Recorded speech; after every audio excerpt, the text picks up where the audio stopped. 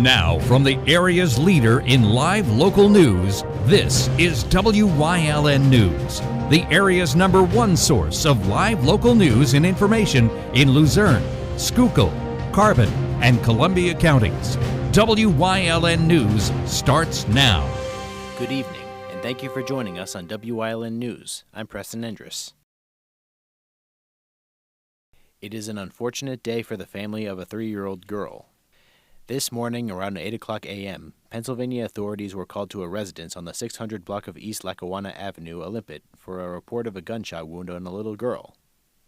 According to the police, the child rummaged through her father's backpack, thus a gun inside accidentally discharged. The child was then taken to a Geisinger in Scranton for serious treatment, and her current condition is unknown. Parents are meant to be a big part of building safety standards for their children when it comes to firearms. According to the National Rifle Association, the parents are ultimately responsible for the safety of their children and should always keep weapons of any kind out of reaching distance. To update everyone on a story from Monday, Hafasuya Karim Dunn, who was accused of the Edwardsville shooting, is now only being charged with firing the gunshots into the apartment. Officials have not yet confirmed or denied the fact that Dunn fired the shot that killed one person. Dunn, who is also charged with illegally possessing a firearm after a 2014 drug case conviction, is being held without bail due to what Magisterial District Judge David Ibarria calls a public safety concern. According to documents, Dunn suffered injuries and was treated at Geisinger, Wyoming Valley. Authorities did not elaborate on the document. A preliminary hearing is set for October 28th. Stay tuned on WYLN for more updates. Frangel Garcia Andujar has rejected a plea offer and will take a trial that could land him life in prison. The 23-year-old from Freeland is accused of shooting 5 people and killing one at an underage drinking party at a vacant house in Hazleton on March 6, 2022. The shooting took the life of 17-year-old Hazleton resident Stanley B. Jimson, Jr. Assistant District Attorneys James L. McMonagle, Jr. and Michael Pari offered Garcia Andujar a plea deal that included 13 to 26 years in prison. Andujar rejected the deal at the 8:30 a.m. deadline on Monday, paving the way for jury selection and opening statements. McMonagle started the prosecution's case by saying the shooting took place during an open invitation party with drinking and drug use, which ultimately led to pushing and shoving that escalated to gunfire. After 16 shots were fired, Jimson was laying on the floor with a gunshot wound to the torso. Police found shell casings from a 9mm pistol and bullet holes in the walls and floor of the house. McMonagle told the jury that Andujar later contacted Ricardo Campos, cousin of Jimson, and offered him $200 to keep quiet. He also said that they should use common sense when it is time to decide who is at fault. Andujar is charged with murder, attempted murder, reckless endangerment, and aggravated assault. The trial, which started on Monday morning, is being labeled as ministerial due to members of the jury being photographed in the courtroom. Prosecutors have 120 days to initiate a new trial against Garcia Andujar, and Judge Michael T. Vo said that he will schedule a conference in the coming weeks to schedule a new trial. A man in Colpmont has been taken into custody after a nearly 4-hour-long standoff with police. The incident occurred after a reported disturbance on the 700 block of Spruce Street around 11 o'clock a.m. on Monday. Frank Marasco is being hit with 2 sets of charges, one from each incident. According to the Northumberland County District Attorney, Mike O'Donnell, he's facing terroristic threats, stalking, disorderly conduct, vandalism, and harassment from the Spruce Street disturbance. Upon arriving at Marasco's home, police say he was armed with a bat and a gun, and he threatened any officers who came inside the house. Marasco resisted arrest, which caused police to deploy a stun gun. Police also had to use tear gas at one point too. Once they finally entered the home, police found Marasco in a crawlspace in the attic. Following the standoff, Marasco is facing misdemeanor counts of terroristic threats, disorderly conduct, resisting arrest, and obstructing a law enforcement officer. A preliminary hearing is set for October 29th. A Nanticoke man has pled guilty to an involuntary manslaughter charge after accidentally shooting his friend at a sleepover last year. Michael Cron Jr., age 19, pled guilty to the misdemeanor charge on Monday morning. Luzerne County Judge Joseph F. Sklarowski Jr. accepted the plea and set sentencing for December 18th. Luzerne County First Assistant District Attorney Tony Ross prosecuted the case. Prosecutors said that the victim, 17-year-old Hunter Sipple, slept over at Cron's house on the night of August 31st, and in the early afternoon on September 1st, the two went to Cron's bedroom and got 2 guns, a 9mm Taurus and an FEG .380 caliber pistol. The boys took the guns to the living room and began playing around with them, and the terrorist that Kron was holding went off and struck Sipple in the chest. Another child in the home at the time of the shooting went into the living room when he heard the shot fired and saw Sipple asking if he had been hit. Kron tried to provide first aid on Sipple before he passed away at Geisinger Wyoming Valley Medical Center in Plains Township. Kron remains free on a $25,000 unsecured bail pending sentencing, where he will face a maximum of 5 years in prison. Columbia County will pay $30,000 to a former guard who wrongfully lost his job following a sexual assault accusation from an inmate. A jury found 61-year-old Mount Carmel resident Joseph Rogutsky not guilty of charges that he fondled inmate Ashley Kalapak in her prison cell in August of 2022. Rogutsky claimed Kalapak was a master manipulator at the initial trial after he went to her cell to fix what he was told was a clogged sink. He threatened to write her up after she grabbed his wrist and begged to be moved to a different cell block. He never reported the incident to his supervisors and was fired on October 5, 2022 after the sexual assault allegations came out. Days after being fired, he went through the Service Employees International Union and filed a grievance alleging wrongful termination. County Chief Clerk Dave Witchley said that he was fired for violating prison policy of being in a cell with an inmate of the opposite sex alone, not the accusations filed against him. Rogutsky will continue to get his monthly pension payments of $1,200 for his 13 years of working in the county jail. He continued to receive the payment since his firing was classified as involuntary retirement. Coming up on WYLN News, reports have been made of counterfeit money at a local casino. Plus, multiple fall festivities are coming up. Find out which ones are near you. But first, we'll take a look at our 5-day forecast brought to you by the WYLN Weather Kids. We'll be right back. Brought to you by Lehigh Valley Health Network, part of Jefferson Health. If you were saved by the bell and made epic mixtapes, it's time for a mammogram. Screenings help find breast cancer early when it's more treatable. Schedule today at lvhn.org/mammo. We want your child to be our WYLN Weather Kid. Your child can be our feature weather reporter of the day on WYLN News and WYLN social media posts just by using your smartphone or any video recording device. It's easy. All ages are welcome, from toddlers to teens. To find out how, go to the weather section of WYLNTV.com or look for our post about it on the WYLN News Facebook page. Submit your Weather Kid video today.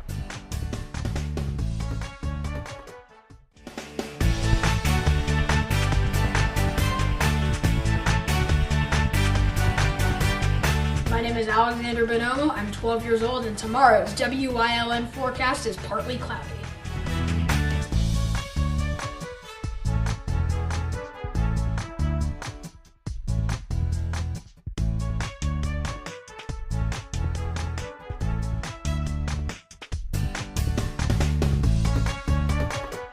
When emergency strikes, trust your care to the all-new ER at Lehigh Valley Hospital Hazleton. With a facility that's now twice the size. Experienced nurses who see you right away. A quick assessment process makes sure you get the care you need. Advanced technology on site. Safe, private treatment rooms, and a peace of mind that only this level of care can bring. When it matters most, trust your partner in emergency care. Lehigh Valley Hospital Hazleton. Hey, it's Justin from Grand Central, and our trained sleep professionals are here to help you sleep like never before. With an extensive line of Sealy and Stearns & Foster mattresses, we are sure to find you the right mattress at the right price. Free delivery and removal, interest-free financing for up to 60 months, and same or next day delivery on select models. And don't forget, everyday low prices. Stop in to one of our 2 locations, Route 93 in Escapec, or downtown Hazleton, and see why Northeast and Central Pennsylvania sleeps better with Grand Central. When you bundle home and auto, life can be easier. You choose coverage that makes sense for you, at a price that's right for you, and a local State Farm agent who's there for you. Call State Farm agent Pete Casalicka in the Greater Hazleton area today. It's the 47th annual American Cancer Society Greater Hazleton Unit Telethon, fighting every cancer for every life. Join us Saturday, November 15th from 11 a.m. to 10 p.m. at the Pennsylvania Theater of Performing Arts in Hazleton, or watch us live on WYLN TV 35. Tune in for all the entertainment, and please make a pledge Saturday, November 15th for the 47th annual American Cancer Society Telethon. Come shoot at Whitetail Preserve, 118 Boulevard Road in Bloomsburg. Their skeet, trap, and sporting clay fields are professionally designed, and all stations are handicap accessible. Whitetail Preserve has resident shooting instructors certified by the NRA in shotgun, rifle, pistol, home safety, and personal protection in the home. Whitetail can also cater any size event, whether it be a private party, corporate event, or wedding. Call 570-384-2314 or 570-790-8969. Do you like craft beer? Do you want to learn the right way to sample wine? How about checking out a restaurant with a unique flavor or a crazy food challenge? These are just some of the things we are featuring on Wine, Hops, and Road Stops. So, spend some time learning about great wine, great beer, and great food on WYLN TV 35.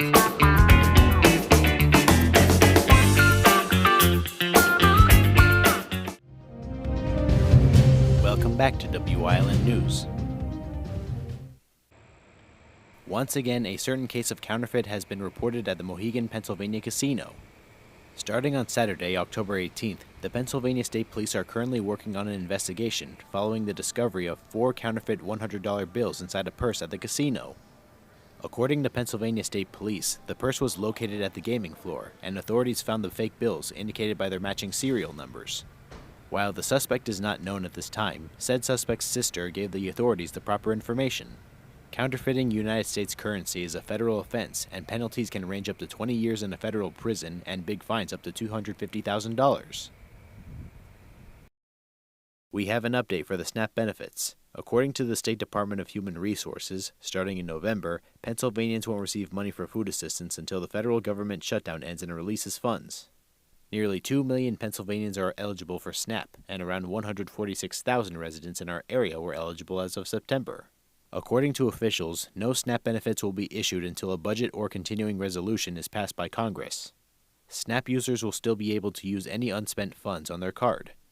For immediate needs during the shutdown, Pennsylvanians can visit pa-navigate.org, www.pa211.org, or www.feedingpa.org. Miss Greater Hazleton is hosting a fall festival and trail of treats on October 25th and 26th at the Whispering Willows Park at 33 Main Street in Cunningham. Activities include food trucks, craft vendors, tricky trays, scavenger hunts, DJ fun, costume contests, and more. This is the 6th year of the event, and it will be held from 11 o'clock a.m. to 5 o'clock p.m. on both days. For more information on how you can be part of this event, visit the Miss Greater Hazleton Facebook page or visit missgreaterhazelton.weebly.com/fall. As Halloween slowly approaches, the kids are celebrating all month by putting up decorations, anticipating scares, wearing costumes, and eating candy. To help with the occasion, numerous places are inviting people of communities to come celebrate with the annual trunk-or-treat events. This coming Saturday, October 25th, the troop and first responders will be hosting this year's event and are encouraging everyone to come and have fun. Children are required to wear costumes and are encouraged to show up at the starting time of 12 o'clock p.m. to not miss out on anything. The event is at the police station, PA State Police Troop, and Hazleton on 250 Desmond Drive, West Hazleton, from 12 o'clock to 4 o'clock p.m. Anyone with questions can contact Trooper Anthony Petrosky at 570-459-3900, extension 216.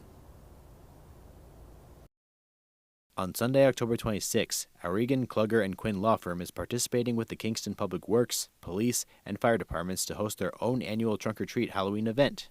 There will be candy galore, decorated trunks, photo ops, and spooky tunes to get you in the Halloween spirit. The event is for kids of all ages. It will be held at the O'Regan, Klugger, and Quinn parking lot on 600 3rd Avenue in Kingston from 2 o'clock to 4 o'clock p.m.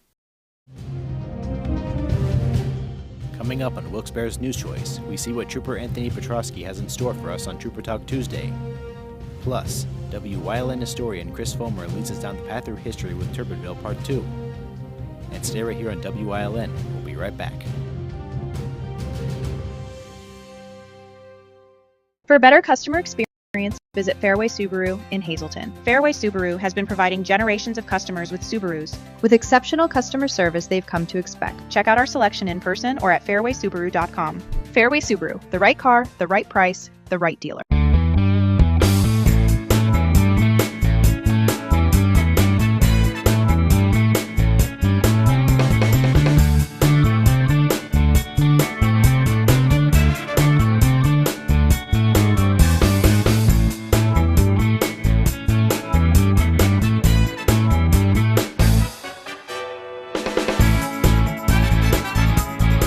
Third Base Luncheonette, still making memories after all these years.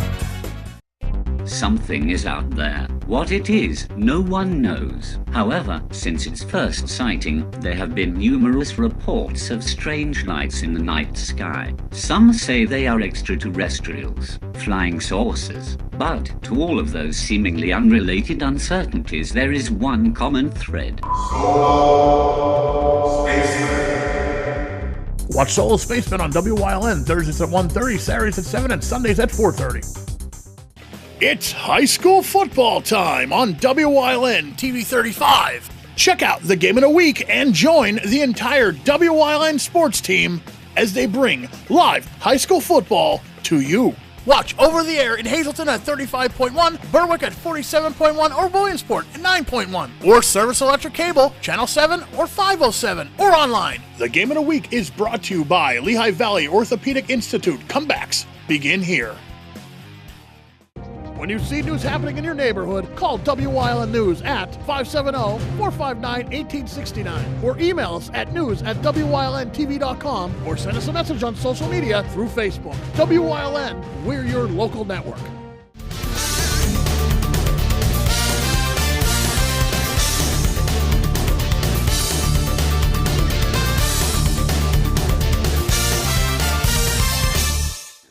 Hi everybody, welcome back to another segment of Trooper Talk Tuesday. I'm Trooper Anthony Petrowski, Troop N, Public Information Officer.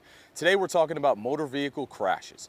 In Pennsylvania, there's two types of crashes. There's a reportable crash and a non-reportable crash. I'll cover non-reportable crashes first. So, if you get into a minor fender bender, maybe it's in a parking lot, and there's two factors. Number one, there's no disabling damage to the vehicle, meaning both vehicles or however many vehicles are involved, they can be driven from the scene and there's no injuries. That makes it a non-reportable crash in Pennsylvania, meaning all you have to do is swap information with the other drivers. So name, phone number, vehicle information, license plate, and insurance information. Even if you want to take pictures of it with your cell phone, this is a good way to keep it track. And then you could just simply report that to your insurance company. We, as law enforcement, are not required to show up to a non-reportable crash unless there's a problem going on there. If the other person won't exchange information, or maybe if there's a language barrier and you can't get through that situation enough to get that information, contact 911. Law enforcement will come out and then we will absolutely do an investigation and handle the crash investigation. The other types of crashes are reportable crashes. This means that one or more vehicles needs to be towed from the scene and or there are injuries involved. We as law enforcement are required to be there and do an investigation. Now, we will do an investigation. Whoever is at fault will be cited for the crash and we will have our day in court. Now, let's just say you witness a crash. Maybe you're driving somewhere and you see a crash happen or you come up on a crash. The best thing you could do, if you want, you can safely pull off the road and check on the people. Or if you don't do that, you can contact 911 and call the crash in. Give a good location of where it is so we law enforcement can show up and handle our job. Now, let's say you're involved in a crash and you are in the roadway. If you get out, a lot of people think, well, I have to leave the vehicles here so the police can see it. Well, we're more concerned about your safety. So if you can safely move the vehicles off of the road, we would rather that, because if your vehicles are in the road, there's still a risk of cars coming and possibly causing more crashes and more injuries. So if you can, please move the vehicles off the road. If you can't, and your vehicle's still on the road, don't stay in it. Please get off of the road to the side and contact 911 and wait for us to show up. We will do an investigation. Now, let's talk about hit and run crashes. Hit and run crashes when somebody hits a vehicle, whether it's moving or stationary, and they flee the scene. That's called a hit and run crash. If you witness this, call 911. Be a good witness. Give a plate, license plate for the vehicle, a good vehicle description, and direction of travel. This way, hopefully, we can catch up to them. Or if you come out of a store, you come out somewhere and you see your vehicle was struck, contact 911. We will come out. We will do our investigation. Hopefully, look at surveillance. Try to find the person who hit your vehicle. And if we do find them, they will be cited. There are hefty fines along with hit and run crashes. And yes, you will be responsible for it. If you have any more questions involving crash investigations, feel free to contact me at the State Police here in Hazelton. If not, I'll catch you all back here on Trooper Talk Tuesday.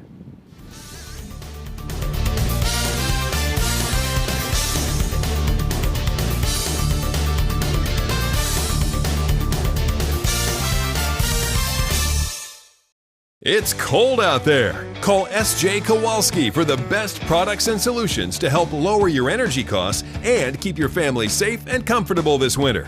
Our professional team has unparalleled experience with all the latest innovative types of heating systems. We're a Lennox Premier dealer, installing high-quality equipment, providing the ultimate experience in comfort and climate control while being energy efficient. S.J. Kowalski, heating and cooling the way the earth intended. In this week's episode of Let's Talk Chiropractic, I'm going to have a guest, Claudine Gallagher, and we're going to discuss how this whole thing works.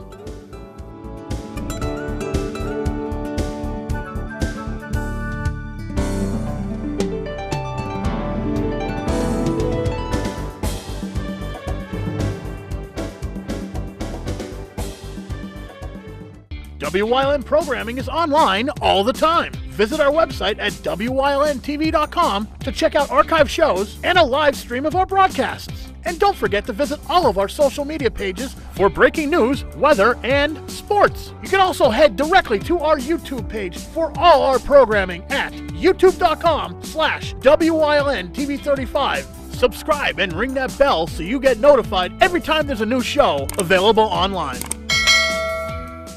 Come shoot at Whitetail Preserve, 118 Boulevard Road in Bloomsburg. Their skeet, trap, and sporting clay fields are professionally designed, and all stations are handicapped accessible. Whitetail Preserve has resident shooting instructors certified by the NRA in shotgun, rifle, pistol, home safety, and personal protection in the home.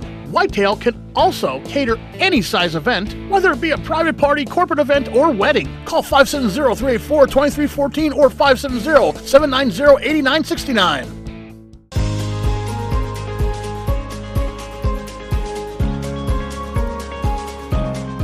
Hello, I'm Wyln historian Chris Fulmer.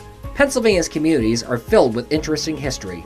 Come with me as we discover the people, events, industries, and other historic facets of local towns.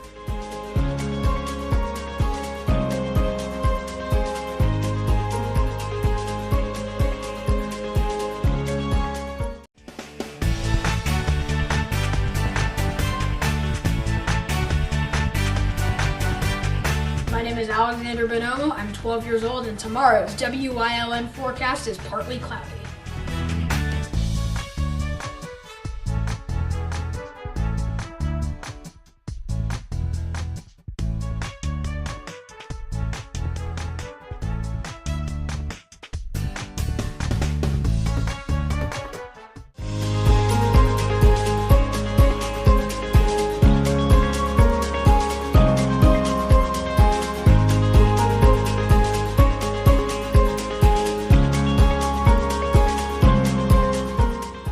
The newly formed Turbotville grew slowly after its incorporation. The Turbotville Hotel opened its doors to travelers in 1843. The top floor of the hotel was originally designed as a ballroom. The first 3 churches in town opened for worshipers in 1856. The Mount Pleasant Grange opened for local farmers in 1874. On July 16, 1871, Turbotville would, along with other area towns, be hit by a tremendous hailstorm. Crops were smashed flat, and trees were left leafless by hailstones that weighed as much as 4 pounds. All throughout the 19th century, covered bridges rose up all over the Susquehanna Valley, traversing both the north and west branches of the Susquehanna, as well as smaller streams and creeks in the vicinity. Several miles southeast of Turbotville, the Kiefer's Mill covered bridge went up in 1853.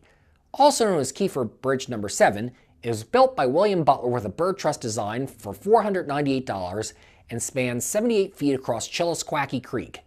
It was built with a square portal, which was an unusual design choice in Pennsylvania.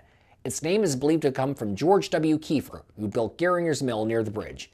Kiefer's Mill covered bridge was added to the National Register of Historic Places in 1979. Other covered bridges stood in the Turbotville area over the years. One was built over Warrior Run Creek and the Susquehanna Trail near the town between 1831 and 1835. It would be rebuilt in 1906. Another covered bridge on Warrior Run Creek was built just north of nearby Dewart in 1882 by Samuel L. Culp. It would be washed away by Hurricane Agnes's floods in 1972. For younger residents of Turbotville, the first school opened in 1850 after a 2-story schoolhouse. Turbotville High School was built on Church Street.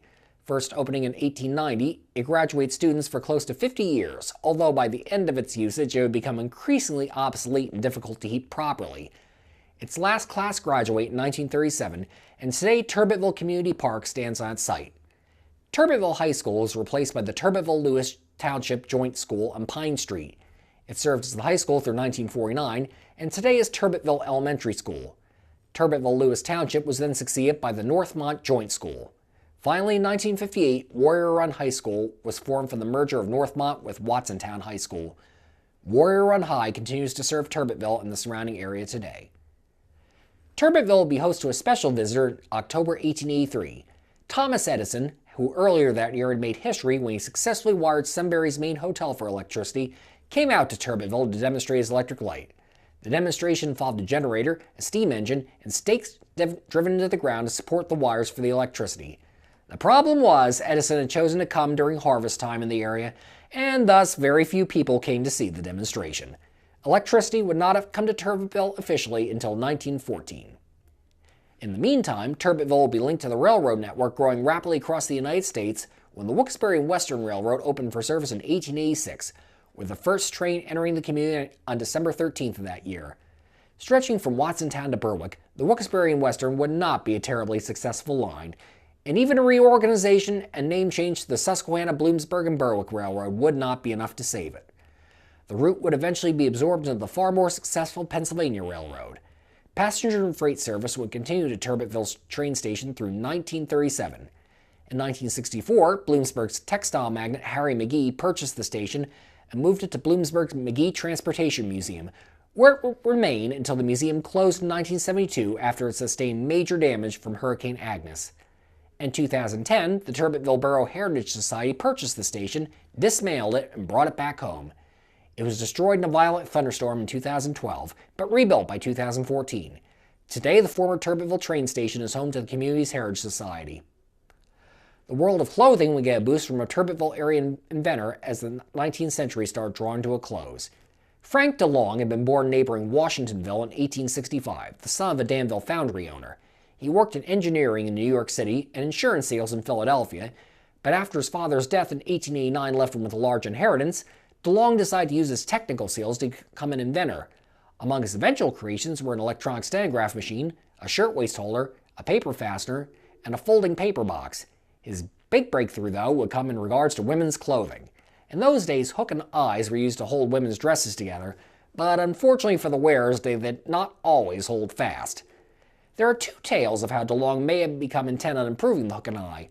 In one, he was approached by his niece, who complained about her coats and dresses repeatedly coming undone, and he vowed to do something about it for her.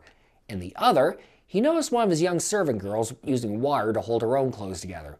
Whichever version, if either was the true one, DeLong ultimately improved on the hook and eye by adding a hump to the basic design. It caught on, and the proceeds from the invention would make DeLong very wealthy. He had built factories in Philadelphia and Ontario, which also made safety pins, hairpins, diaper pins, and starting in the 1920s, another DeLong invention, the bobby pin. He would also have the honor of being in the crowd that greeted Charles Lindbergh upon his safe arrival in Paris following his trailblazing transatlantic flight in 1927. DeLong would then purchase Lindbergh's flight helmet afterwards. Back in Pennsylvania, DeLong would give back generously to his home area, building the DeLong Memorial School in Washingtonville in 1930, which was one of the most modern schools in the country when it opened. He also gave the community a pool, remodeled an empty church into a community hall, and opened DeLong Park near his farm at Blue Springs for the public to fish and have picnics on. Frank DeLong died in 1939 and rested in Philadelphia's Laurel Hill Cemetery. His legacy lives on in Washingtonville at the DeLong Museum inside the town's Jane DeLong Memorial Hall Community Building.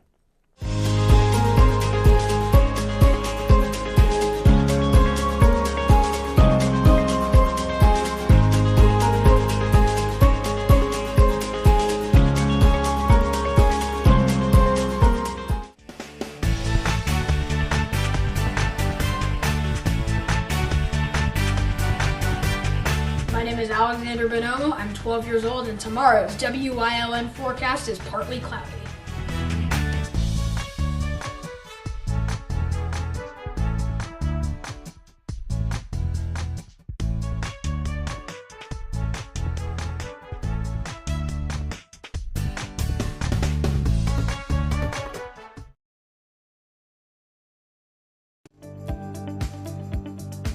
You're watching WYLN TV 35.